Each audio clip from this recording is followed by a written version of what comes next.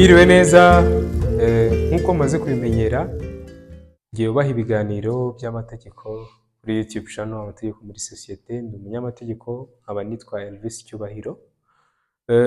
Kuri YouTube channel tukaba tubahereza ibiganiro bijyanye n'amategeko, ndetse tukaba dutanga ubufasha mu bijyanye n'amategeko ku buntu nta kiguzi.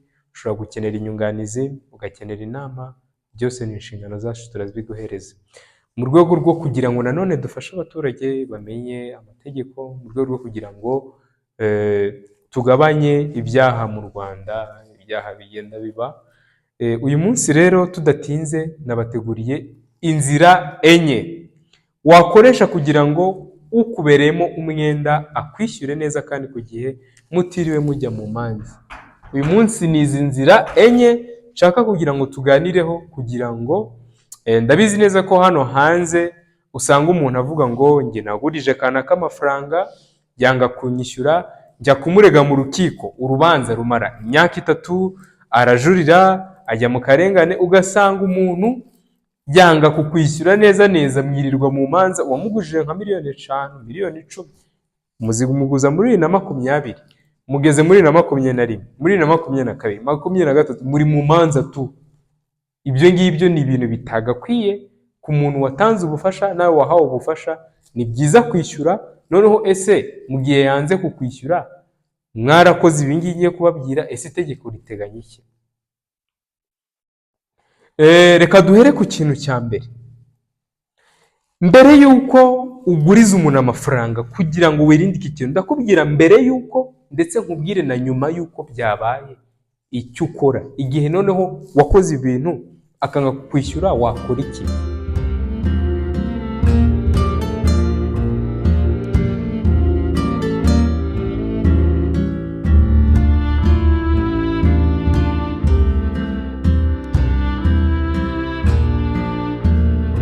Reka ture ku kintu cya mbere. Mbere yuko uguriza umuntu amafaranga, iki ni ikintu mukwiye kubanza kwitondera. Banza umenye ubushobozi bw'uwo uguriza amafaranga. Numenye ubushobozi bw'umuntu uguriza amafaranga bizakorohera cyane. Ugomba kubanza ukamenya ese uyu muntu afite iki, atunze iki, ese niyanga kunguriza nshobora kubona inyishyu. Ikindi kintu cya kabiri ukwiye kubanza kwitondera ukamenya, ugomba kwirinda gukora amasezerano mudakoze inyandiko. Nyine kwirinda kumuhereza ayo mafaranga mudakoze inyandiko. Birumvikana, mugomba kubanza mugakora amasezerano agaragaza ko umugurije ayo mafaranga, kugira ngo mu gihe atakwishyuye bitazakugaruka. Ikindi kintu cya gatatu ukwiye kubanza kwitondera ni ugukora amasezerano asobanutse neza, ndetse mukayakorera imbere kwa noteri.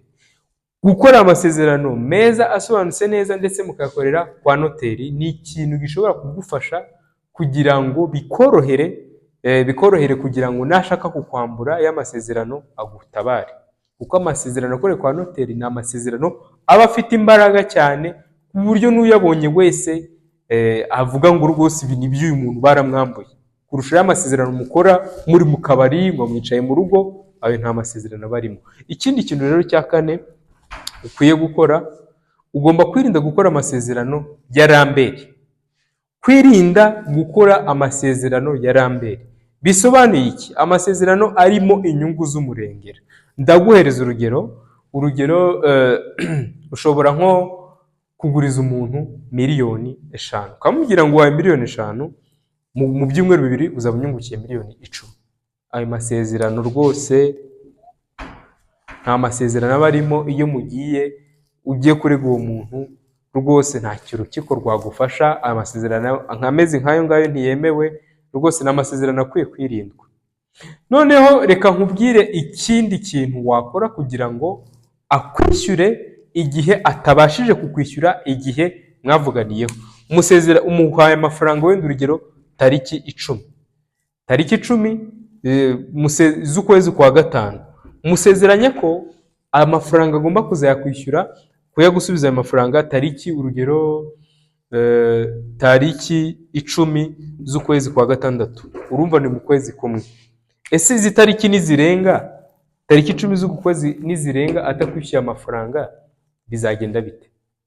Icyo gihe iyo izo tariki zigeze nta kwishyura amafaranga, mwarakoze amasezerano mukoresheje inzira enye nababwiye, mukayakora kwa noteri, mugakora amasezerano neza meza asobanutse. Icyo gihe ushobora gufata ya masezerano mwakoranye, ya nyandiko mwakoranye, ukayajyana. Icyo ukora biroroshye, ujya ku irembo cyangwa ugashaka umunyamategeko ukaba wavugisha, nanjye ubwanjye nabigukorera. Ni ibintu byoroshye cyane, kandi serivisi zacu nk'uko mubizi ni ubuntu. Icyo gihe ufata iyo masezerano ukaba wayashyira muri systeme. Hari systeme yitwa ESMS, ni systeme ESMS ni systeme yashiriweho kugira ngo byoroshye nyine ku buryo naho waba uri hose ushobora gutanga ikirego utiriwe ujya ku rukiko. Yoroheje nyine ingendo, ugasanga umuntu arateza avuye kure ngaje gutanga ikirego. Ni systeme ushobora kuba wafata. Icyo ukora ufata ya masezerano ukaba wayashyiramo, noneho tugasaba urukiko kuba rwayasuzuma, rwamara kuyasuzuma rugateraho kashe, ukaba yajyanira umuhesha w'inkiko akagufasha kwishyuza wa muntu ku mbaraga. Nuba warabanje kugenzura ubushobozi afite, bizakorohera. Bazafata ya masezerano, umuhesha w'inkiko icyo akora nyine mu masaha 24 birumvikana, yandikira uwo muntu amubaza, amusaba umutungo ushobora kuvamo inyishyu. Garagaza umutungo wawe uri buze kuvamo inyishyu kuba utarishyuye kanaka. Icyo gihe ikintu akora, kuko aba yagaragaje nyine uwo mutungo, niwe ushobora kugurishwa hakavamo inyishyu. Yatawugaragaje, umuhesha w'inkiko ashobora guhitamo undi mutungo ushobora kugurishwa hakavamo inyishyu ikwishyura wowe wambuwe cyangwa wowe utarishyurwa. Ni kenshi bikunda kubaho hano hanze, ugasanga umuntu rwose bamushyize muri cyamunara rwose. Niyo mpamvu ngewe mbashishikariza, wowe ukora amasezerano yo kuguriza umuntu, ni byiza kuyakora kugira utazamburwa. Nawe ukoze amasezerano yo kugurizwa, fata inguzanyo uzi kuzishyura, utazishyira mu bibazo. Rero ni icyo ngicyo numva nababwira ku bijyanye no kuba ni bya bintu bine nyine nababwiye, kugira ngo wizere ko utazamburwa, kugira ngo ugufitiye umwenda kwishyure neza. Iyo yanze kukwishyura, ni ibyo ngibyo wakora, kandi utiriwe ujya mu manza rwose, ikibazo cyawe kigakemuka ukabona amafaranga yawe. Murakoze cyane, kambashimire. Niba utarakora subscribe, nagusaba gukora subscribe kugira ngo bikorere kujya ubona ibiganiro byacu. Murakoze.